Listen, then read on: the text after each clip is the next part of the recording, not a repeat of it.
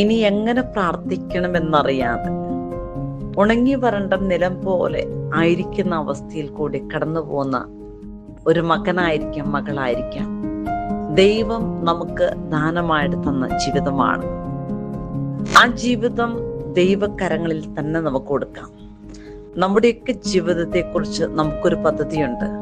പക്ഷെ ആ പദ്ധതിക്ക് വിപരീതമായിട്ട് നമ്മുടെ ജീവിതത്തിലേക്ക് കഷ്ടകാലങ്ങൾ കടന്നു വരുമ്പോൾ നമ്മുടെ പ്രാർത്ഥനയ്ക്ക് പോലും ഉത്തരം കിട്ടാതെ വരുന്ന സമയം, കുടുംബത്തിലെ അന്തരീക്ഷം ഒരിക്കലും മാറുന്നില്ല.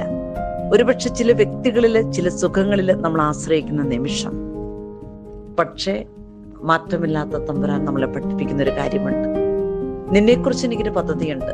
അത് നാശത്തിനുള്ള പദ്ധതിയല്ല, ക്ഷേമത്തിനുള്ള പദ്ധതിയാണ്. നിനക്ക് ശുഭകരമായ ഭാവിയും പ്രത്യാശയും നൽകുന്ന പദ്ധതി.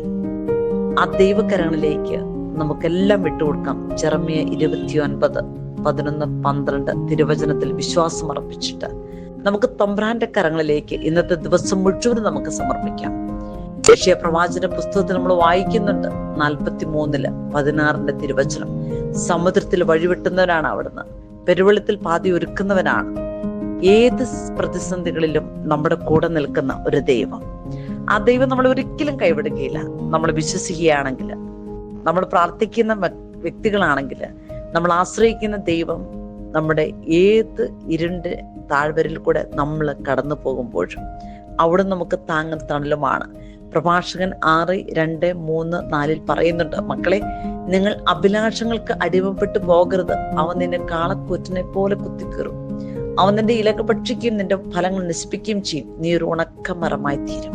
മക്കളെ, ഈ ലോകം തരുന്ന ഒരു സുഖത്തിന്റെ പിന്നാലെ പോകരുത്.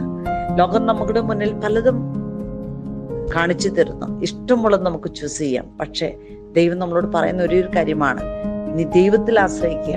നിത്യപ്രകാശമായിട്ടുള്ള നീതിസൂര്യനായ ദൈവം നമ്മുടെ കൂടെയുണ്ട്.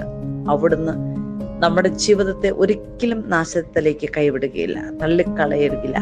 കഷ്ടകാലത്ത് ദൈവം നമ്മുടെ പ്രാർത്ഥന കേൾക്കുന്നവരാണ്. വിശ്വസിക്കാം, പ്രാർത്ഥിക്കാം. ഇന്നത്തെ ദിവസം നമ്മെ ജീവിക്കാൻ അനുവദിച്ചവൻ, ആ അനുവദിച്ചതിന്റെ കരങ്ങളിലേക്ക് ഇന്ന് നമ്മൾ അഭിമുഖീകരിക്കുന്ന പ്രശ്നങ്ങള്, പ്രലോഭനങ്ങള്, മനുഷ്യ സാധാരണമല്ലാത്ത ഓരോ കാര്യങ്ങള് കർത്താവെ നീ നടത്തണം, വഴി നടത്തണം. അമ്മ മാതാവിന്റെ വിമല ഹൃദയം, ഈശോയുടെ തിരുഹൃദയം, അബ്രാഹത്തിന്റെ, ഇസഹാക്കിന്റെ, യാക്കോബിന്റെ ദൈവമായ കർത്താവ് നമ്മുടെ കൂടെ നടക്കും. യുഗാന്ത്യം വരെ എന്നും ഞാൻ നിങ്ങളുടെ കൂടെ ഉണ്ടാവും എന്ന് പറഞ്ഞവൻ, ആ ദൈവകരങ്ങളിലേക്ക് നമുക്ക് ഇന്നത്തെ ദിവസം സമർപ്പിക്കാം.